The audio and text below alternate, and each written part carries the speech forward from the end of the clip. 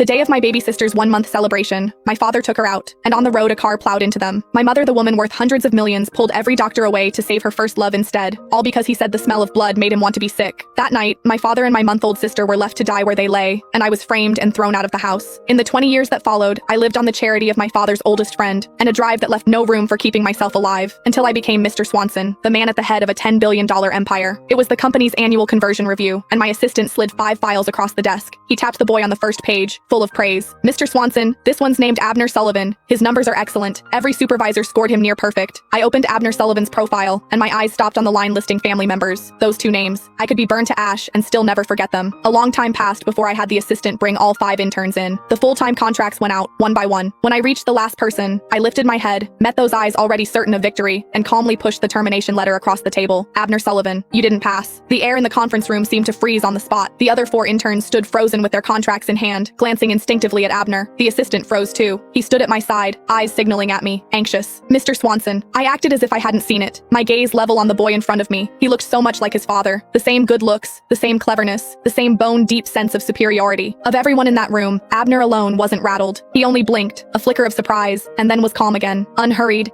he opened the folder he'd brought and spread its contents flat on the table. "Mr. Swanson, I've interned at your company for 3 months. I handled 4 projects, 2 of them on my own. Client renewal rate, 100%. His tone was even, neither groveling nor brash, every point in order. 2 straight quarters of top marks on the reviews. My numbers are the highest of any intern in my cohort." He finished, paused, then raised his eyes to me. "That puts me first out of everyone who started when I did. If you're cutting me, you owe me a reason." His chin tipped up slightly as he said it. No hurt in his eyes, only the held-down composure of someone who'd just been offended. I leaned back in my chair and looked at him, and let a long silence run before I answered. "There's no reason." Abner's face stiffened. "This is my company. I want to let you go. It's that simple." A crack finally showed in his expression. His color shifted, but he recovered fast and gave a cold little laugh. "Mr. Swanson, this is workplace bullying." He shut the folder, his voice dropping cold. "If word of this got out, it might do some damage to your company's reputation." I smiled. "I'm not bullying you." I held his eyes, not a trace of expression on my face. "If this feels like bullying to you, maybe that's your problem. People who are actually good never think they're being targeted. Only the guilty do." That landed, and Abner's face changed completely. I'd finally gotten under his skin. That was when the assistant leaned in close, dropping his voice at my ear. "Mr. Swanson, why don't you reconsider? This young man really did perform exceptionally during his internship, and the board ran a check on him. His mother runs the Sullivan Group. She's K. Sullivan." I raised a hand to cut him off and turned to Abner Sullivan. "That's your mother, isn't she?" He blinked, then lifted his chin, suddenly proud, as if the name itself made him worth more. "So Mr. Swanson has heard of my mother." There was no hiding the confidence in his voice. "Then you already understand. Keep me on, and someday there could be a partnership between your company and the Sullivan Group." He said it easily, certain of himself. After all, 20 years on, the Sullivan Group was a long way from its glory days, but it still stood at a height ordinary companies could only stare up at. "No need." His face froze. "I don't want anything from the Sullivans." I held the